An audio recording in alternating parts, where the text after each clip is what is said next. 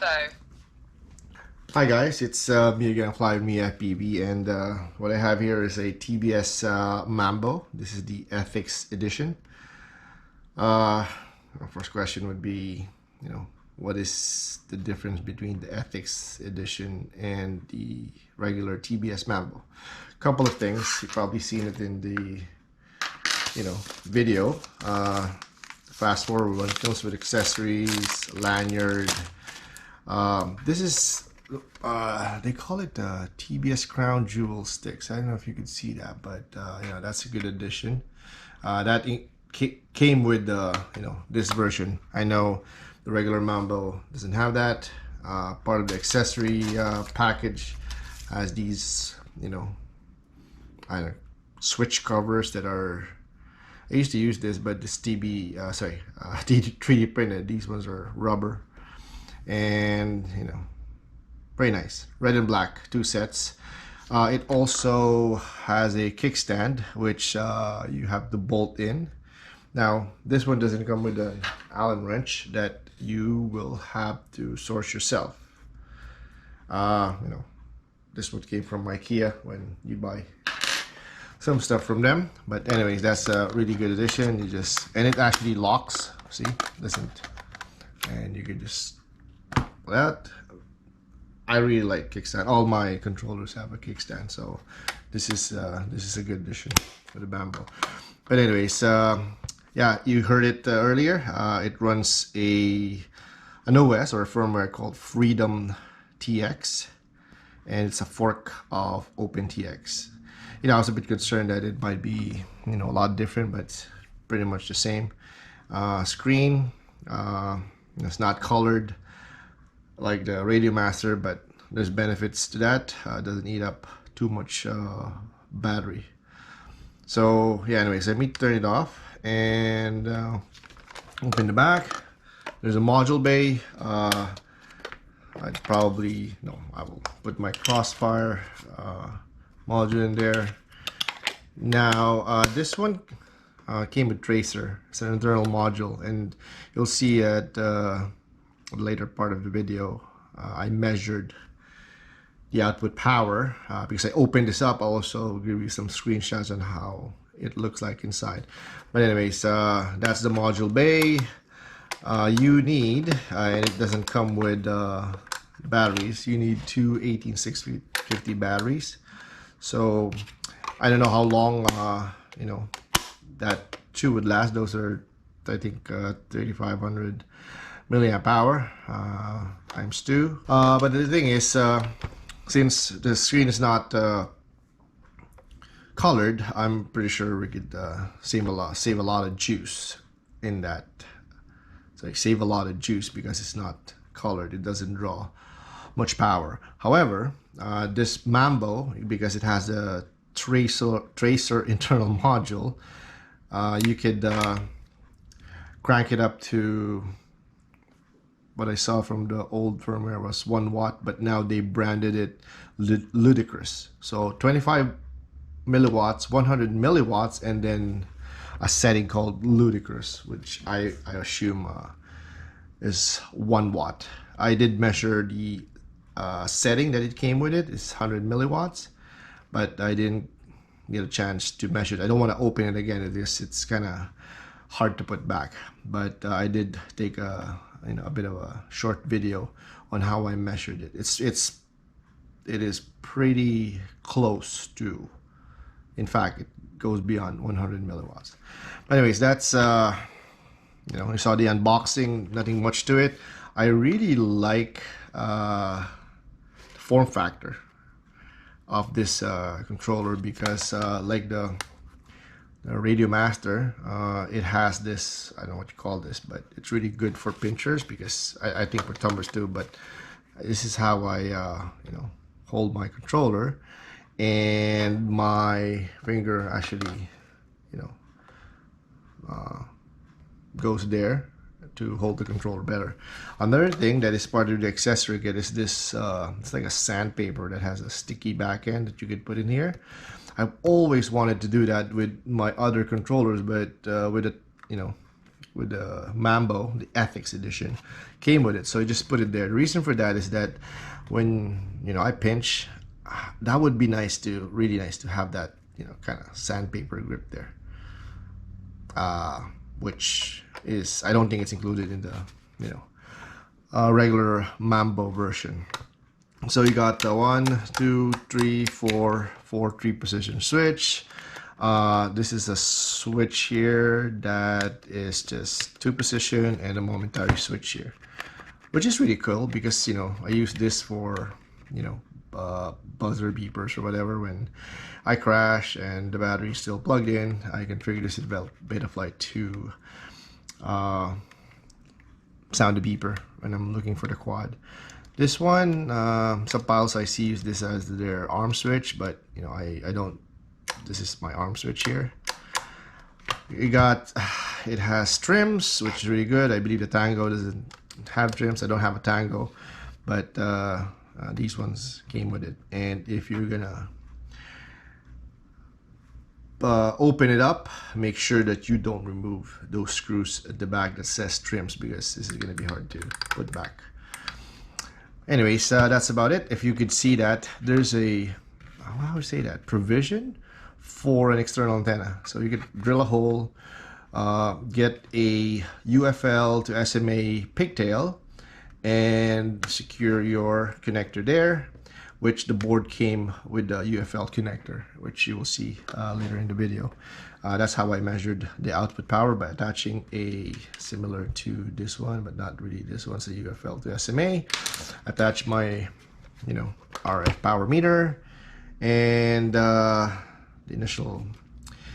setting that came with is 100 milliwatts, which is pretty close to that number. Now, going back, I'm not going to go through the menu items. If you use OpenTX, this is pretty much the same. You got, you know, 3 buttons here: page, menu, and an exit, and then you got a cogwheel. You click menu, you go there, you use the cogwheel to go down, and you know, that's about it. Pretty much the same as how you exit, come back. Now you could solid press 2 seconds on the menu, and then you have 6 pages to go to, page to page, and that's how it is.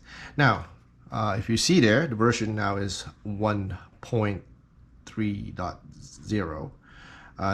It did not came with that. I think it was a 2.9, so I have to update it. Now, for all of you guys who use TBS products, there's TBS Agent X, but I think there's a problem with TBS Agent X with the Mambo. It has to do with binding and stuff. That's what I read online. So they suggest you use TBS Agent M, which is an online or a browser-based like TBS Agent, like X, but it's browser-based. So that's what I use. Pretty straightforward. You plug in. It uses a USB C connector, which is really good because even if you are, for example, I've used this in the sim, which is super awesome. I'm using with Velocidrone. It actually charges the battery even if you're using it in the sim. I know my Radio Master doesn't do that because it has 2 USB ports. If you want to charge it, you plug it onto that charging port. If you want to use it, you plug it onto the other USB-C port. So this only has 1 port, and charging and the use of the controller while playing is the same.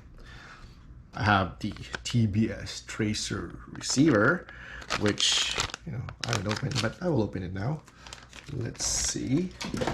I don't think I will be using Tracer, the receiver, but I will try it on at least one quad to see how it goes. But I will probably, oh nice, look at that, 2 antennas and cable set. Is there anything else there? Well, there you go. Woohoo! I think that's the receiver. There you go. But I will exclusively use Crossfire for this. Again, the module. There you go. It's ready. What cable is this cable? Okay. Let's see. Oh, okay. Just there you go. So that came with the TBS tracer receiver package. Again, I'm probably gonna use it on one quad just to test, but I am primarily running TBS crossfire. What I can tell you is I really love this radio. The gimbals are so smooth, and it might have a less throw than the Radio Master, which is my day-to-day, I don't know what you call that, but day-to-day controller. That's primarily what the controller that I use. But I've been, using this on Velocidrone, and so far I'm loving it.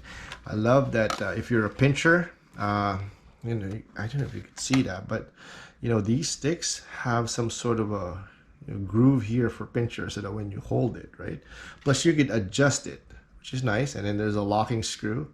So by default, it's too low for me. It's, if it's too low, you kind of hit your fingers here on the body of the controller. So I had to adjust it and adjust it to the right height. So now it's not jamming onto the controller, which is perfect. And I love how it sits in my hands. And I noticed that when I use this for like an hour or so, or maybe more, and I'm not really feeling the hand strain compared to the other radios or controllers that I used in Velocidrone or in real life flying. But anyways, we would have to see how this plays out when I use this with real life quads. But so far so good. I really like the feel, the form factor, the gimbals. Oh my god. I mean, I find it a bit hard. I'm very particular on the gimbals or the springs, on how the tension is configured. So, but when I open it, yeah, it's a bit complicated, and I don't want to be messing with the springs. But for now, I think I could adjust to it. It actually, I think that my gimbals are a bit loose on my other controllers.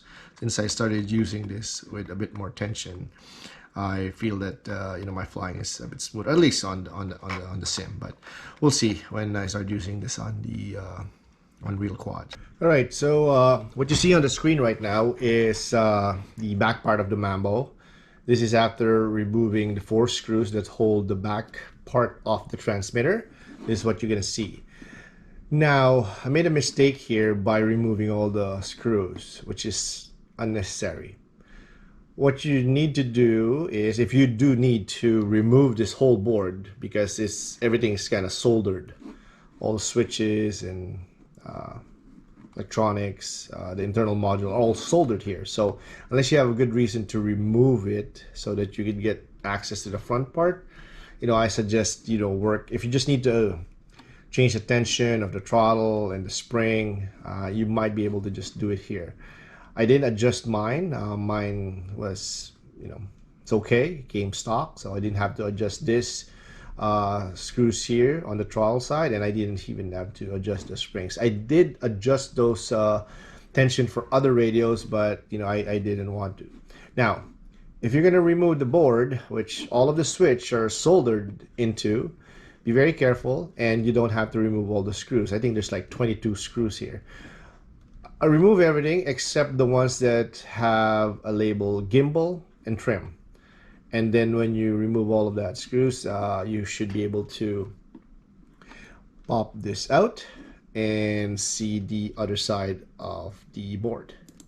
Now, this is how it's gonna look like. Now, see here, if you remove the screws for the trims and gimbals, this will basically be disconnected from the board, which is going to be a bit of a pain when you're putting it back. So just pay attention to that. And another thing is that be very careful. There's a very short ribbon cable here that connects the LCD screen to the board. So don't yank it, because you might break this. So that's the speaker, and that's the cable that I had to remove.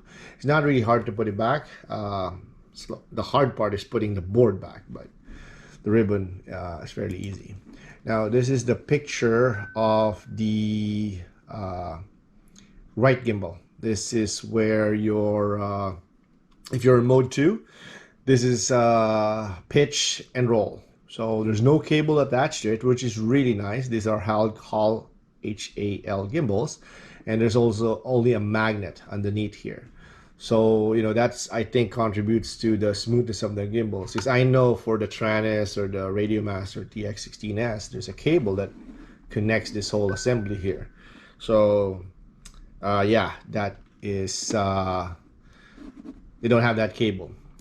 Now this is the other one. This is the throttle, actually. That's why you have these adjustments here. If you want to have a ratchet feel on your gimbal, this is the screw you adjust. If you want to adjust the tension, it's here. Now for the roll, that would be the spring, so it's up to you if you want to adjust that. This is basically how it should look like with the screws of the gimbals and trims still connected. And again, pay attention to that ribbon cable when you are gonna remove this. Now this is very interesting. This is the internal module 2.4 tracer, and there's a UFL connector there. So I I connected a pigtail UFL to SMA and attached my RF meter. Now by default this comes in at 100 milliwatts. It can go down to 25 milliwatt, and with the 1.2.9 firmware, it says 1 watt. Fortunately, I was not able to measure 1 watt. As you can see, it's pretty close. It jumps from 102, 103 milliwatt, and that's pretty accurate in my opinion. Now, so this is putting it back. Again, please be very careful to make sure that the trim are aligned on the holes on the front panel of the radio, and so is the gimbal.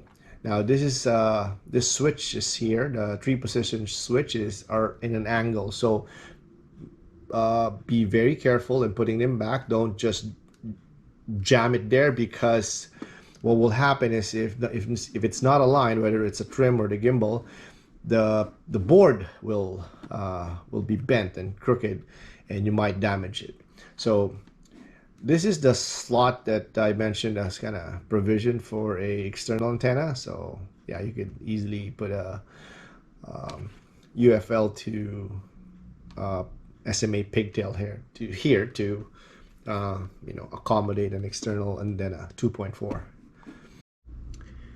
Right, so it's me again. In the future, I mentioned earlier in the video that I just used the Mambo on the sim, Velocidrone, but there was a race coming in a few days when I did that video, so I decided to bind one quad, race quad, to the Mambo and then use it for practice.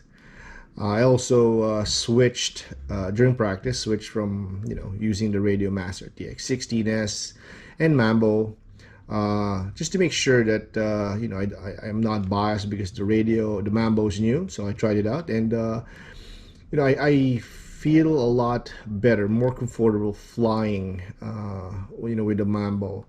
Maybe it's just the ergonomics and the stick ends that came with it, but the gimbals are really smooth, and I can tell that I fly better, corner better, hit flags and gates better. So I'm gonna stick with the Mambo and move, and the next step would be to bind all my freestyle quads and start using the Mambo in flying freestyle. So anyways, guys, thanks for watching. If you do want to see more content of this type, please subscribe to my channel and hit that notification bell so that you get notified for new videos that I upload. Thank you.